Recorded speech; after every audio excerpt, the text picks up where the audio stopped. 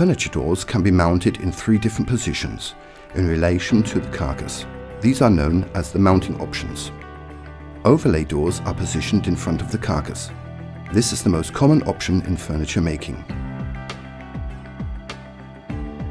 Doors can also be mounted to partial panels inside the carcass.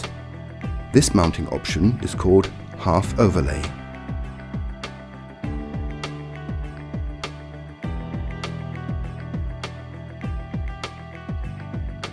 If the cabinet carcass surrounds the doors, the mounting style is referred to as being inset.